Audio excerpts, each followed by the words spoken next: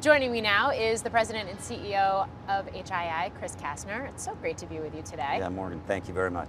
We should really speak to where we are. We're coming into Memorial Day weekend. It's also Fleet Week here in New York.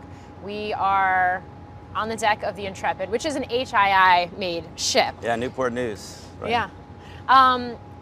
Walk me through it. I guess let's just start with this moment that we're in for shipbuilding. Yeah, it's a great week.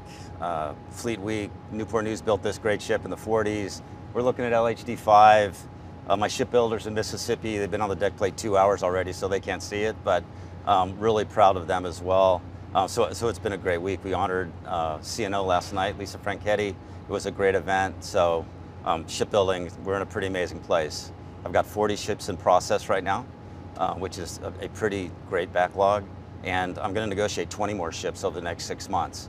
So the Navy, significant demand, we just need to meet it. So what does it take to meet it? And I realize that's a big question. Well, it takes orders on time, it takes labor on time, and an increase in labor, which you know we have significant challenges on right now. It takes a healthy supply chain. The good news is the Navy's leaning in with their industrial base funding. That was very important in the 24 budget, and we're working very hard on labor. We have world-class apprentice schools in both shipyards, great relationships with community colleges and high schools. So we're going to get there. We've been doing it for 100 years. We're at our core a workforce development company. So we're going to get to the other side of this. Yeah, I mean, I can remember having conversations even before the pandemic about labor and the dynamics there when it comes to shipbuilding with your predecessor a number of years ago. Highly technical, highly skilled. We know we're still in the midst of what seems to be a pretty tight labor market. So can you get enough workers, and what does it take to bring them on board? I think we can. I think it's a whole of really society effort in America right now, where the federal government, state and local government, workforce development centers, really interesting models being put in place to attract more talent and show that these are great jobs with an amazing mission to support our sailors and Marines. Yeah. So let's talk a little bit about the supply chain piece of this too, whether it's from the materials side. We know there's great demand more broadly across the country right now for things like steel, which you use a lot of. Right. And we know that supply chains in general, particularly on the national security focus side, have continued to be challenged coming out of the pandemic. What are you seeing? Yeah, so what we see in the supply chain is lead times are extended.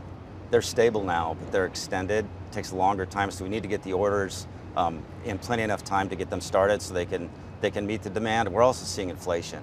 We have really good data because we buy on pretty standard increments on how things are inflating. So we need to make sure we have the appropriate buying power and the budgets are appropriate to meet that demand. But it is stable, just in an inflationary environment. We've talked a little bit about here in the U.S. You're seeing, I'll call it flatlining or at least slower growth defense spending bills moving forward. But shipbuilding continues to be an area of focus, an area of growth. Going back to where we started this conversation, can you meet the demand? I really do. We've outsourced and we're developing new suppliers. That's what those industrial base funding is for, is to develop new suppliers, develop new capacity, and the shipbuilders of America will respond. I do believe that. Virginia-class fast attack submarines, building what, a little more than one a year right now. Right. Expectations that the fiscal 2025 budget could request 2. Right. Can you do it? Yeah, definitely we'll get there. We'll get there. The investments that are being made in the industrial base and the funding that's being provided, we will definitely eventually get there. We're going to deliver 3 submarines this year. 796, 798, 800, 796 will be redelivered. So we're on the pace to get 3 done this year. Now I know it's not a recurring pace of 2.3 per year that everybody's searching for, but we're absolutely making progress, and I've got a very good, enthusiastic, dedicated team down in Newport News working on it. The Columbia-class nuclear-powered submarines, there have been some issues. You've said recently they were resolved. Walk me through that. Right. Well, so it's a first-of-class ship. You're going to have normal first-of-class issues on that ship. We're a subcontractor for that to Electric Boat, General Dynamics. We build about 23% of it. I think we're making good progress, but it's all hands on deck relative to that boat. It's our number 1 priority, and we're going to get it done. We're seeing really good learning on the second boat. So you're seeing normal first-of-class issues that we're coming through. Aircraft carriers, you build them. You're continuing to build more right now. Walk me through walk me through the evolution of aircraft carriers, especially as we do increasingly talk about a world that is going to be more software enabled in terms of battles of the future. Yeah, so I've got a lot of confidence in Navy tactics and Navy strategies, and the capabilities being put on the Ford class are pretty amazing. 78 had an amazing deployment. First question that always comes from a president's mouth is, where are the aircraft carriers? So they're paramount to national defense strategy. We've got 3 in production now. We'll deliver 1 next year. It's an important part of our portfolio. We need to make sure that in the 25 budget we get long lead for the next aircraft carrier. And there's really no discussion about eliminating aircraft carriers right now. It's central to our strategy. China's building them. They're going to have a nuclear aircraft carrier. It's important that we continue an area that we have real technical dominance. You're also working on, and there have been investments over the years on autonomous capabilities with ships and underwater vessels. When do we start to see those fielded in a meaningful way? Well, they're going to be fielded already. They're being fielded already. You just don't see it. And there's a number of exercises going on in the Pacific where they're being used in new and interesting ways. They're really nodes. They're part of ISR. They do kind of the dull, dirty, boring, dangerous work.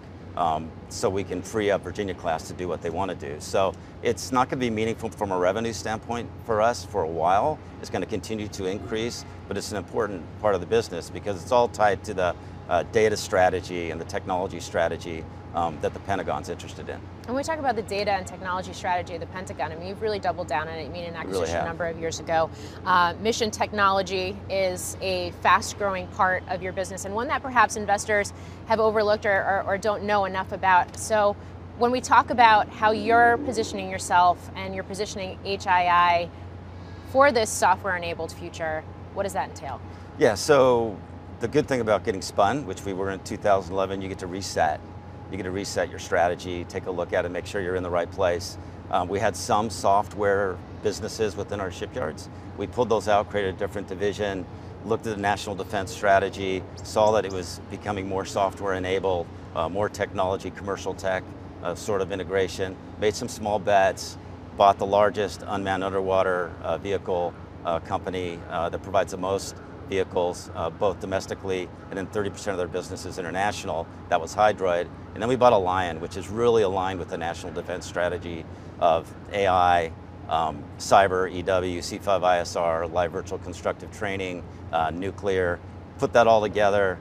It's a $2.7 billion business now. It grew at 20% in the first quarter, grew 13% last year, $85 billion backlog. We're very pleased with Mission Technologies. What are the capabilities that are being enabled by that segment? Yeah, so think about big data and think about AI on the edge. We have a big data platform that we've developed and we've utilized for a while now that manages significant amount of data and can process that data on the edge so that we can process and manage, do mission management on a very fast, no person in the loop respect. So it's definitely aligned perfectly not only with the Pentagon, but with AUKUS. When you think about the technology areas that AUKUS is interested in, with C5ISR, EW, unmanned, it's where the Pentagon, Department of Defense is going,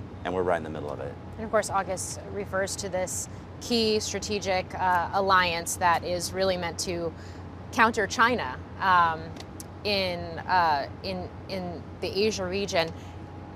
When I think of HII, I don't think of a company, I think of a company that's been largely domestically focused. Right. What does AUKUS enable on the international scale? Well, it's interesting, it opens up 2 markets for us that really have never been opened. And we're uniquely qualified to deal with it because we're submarine builders, nuclear submarine builders, and we have a Department of Energy business that's really good at managing nuclear material and nuclear data. So we bundle those together and we can present a really good offering to help solve some of the significant challenges that Australia is going to have with becoming a nuclear shipbuilder. We're always going to follow the Navy's lead in that regard, but we're stepping out, we're creating relationships. We've qualified a number of suppliers. We're starting to qualify a number of suppliers over there already. So when we think about workforce development, supply chain management, infrastructure support, there is 10 years here where we need to make Australia nuclear sovereign ready so that they can manage a nuclear program, and that's what we're stepping into.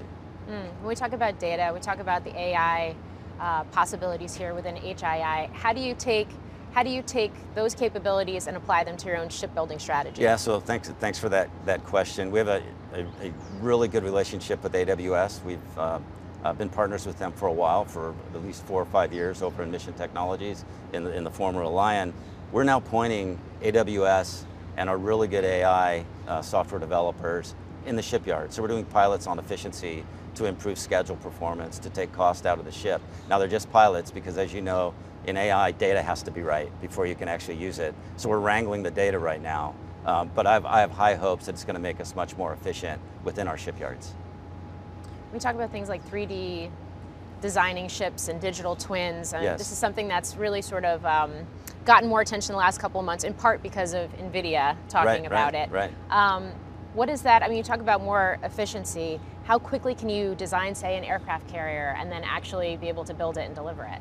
Yeah, so I don't want to speculate on how long it's going to take. I just want to do better than we're doing right now, right? So, yeah, it's interesting. We do 3D design already. We talk about digital shipyards, right? And can we make the entire shipyard digital? And because there's so many different databases and so much data in different places, if we can make it all digital, apply AI tools to it and get more efficient, I think it's only going to make things better. In terms of the Navy fleet size, in terms of how to think about countering adversaries such as China, especially in a week where you're seeing China conduct military drills near Taiwan. We know what's happening in the South China Sea, how important a U.S. military and an allied military, or Navy I should say, is to deterrence. What is it going to take to actually be able to enable and hold that line on deterrence? Well, I think focus on technology, focus on where we have an asymmetric advantage in submarines and aircraft carriers. The industrial-based funding is very important to make sure our supply base is healthy, make sure we're bringing more people into shipbuilding. So I think the focus is in exactly the right place to ensure that we, keep the world safe. When you look across the industrial base, where do you see the most fragility, or the areas where that investment can make the most impact? Well, it's really broad-based, right? There are some major equipment manufacturers where we're single source or sole source that potentially may not stay in the space because they have commercial opportunities. So you have some of that, but also you have the mom and pop valve suppliers, small businesses that need consistent revenue streams. So when we don't get orders out on time or it doesn't flow well, then those small businesses can't stay healthy. So it's pretty broad-based. We have a really good process to identify where the fragility is, working with the Navy. I think we've done a good job of that with the industrial-based funding. So we take a step back and you think about HII moving into the future, and I realize shipbuilding specifically tends to be long lead times. Yes. You have a backlog. There's a lot of, for lack of a better term, certainty in terms of what future revenues are potentially going to look like. But when you look out 5 years, 10 years, what does this portfolio look like, especially as you do have this Mission Technologies business and all of this data and AI capability that you're building out? Yeah, 5 years, 10 years is kind of, we laugh at 5 years and 10 years, right, within shipbuilding, because we're going to be delivering ships in 15 and 20 years. So we're always going to be a shipbuilder. It's the core of who we are. It's part of our culture that's going to dominate our business. But we're also going to have technology, and we're trying to solve some of the biggest problems for our customers around the globe. So we're in the combatant commands, trying to find out what they need, and we actually implement commercial tech into some of our solutions. We're really tech agnostic when we do that. So we're going to be a business that's growing at 4.5%. We're going to be generating over the next 5 years $3.6 billion of cash, and we're going to be delivering great ships to the U.S. Navy. When you look out 5 years, 10 years, longer term horizons, and I say that with an asterisk, knowing that there's long lead times for the HII shipbuilding business anyway. How do you think about the portfolio? How do you think about this mix between military shipbuilding and all of the data and AI and tech capabilities that you are investing in? Yeah, so 5 and 10 years for us is tomorrow. We're going to be delivering ships out, 20 years from now, the stuff that we negotiate over the next couple years. But in the future, we'll always be a shipbuilding company. It'll be the core to our culture and our values. That'll always be the core of HII. But we are going to be more tech-enabled. Tech is growing faster than our shipbuilding business. Will become more a part of the portfolio, and you'll see, I think, more of an integration between the two. We have really interesting meetings with the Navy on technology in the combatant commands and how we can apply that technology. We are actually launching underwater vehicles from submarines now and recovering them autonomously, which is pretty amazing. So I just see more integration between the two, but we'll always be a shipbuilding company. How does that speak to the future of warfighting and what tech is going to enable when we think about that longer term? Well, data is going to enable everything. Data is everything. Speed is everything. So that they've got to be integrated. If you're not integrated, you're not going to be effective. Final question for you, and that is how to, in the near term for investors, think about margins, which I know were in focus last quarter. Yeah, so margins have been pretty stable in shipbuilding and not good enough. We're really transitioning out of the ships that were negotiated pre-COVID in a completely different macroeconomic environment. As we get out of those ships and transition into the new ships, margin's going to lift, and we feel very confident that we're at 9 to 10% return on sales business in shipbuilding. That's where we should be, and we're going to get there, and we're going to continue to grow really at around 4, a little bit more than 4%. Kastner, CEO of HII, thanks for joining me. Thanks, Morgan.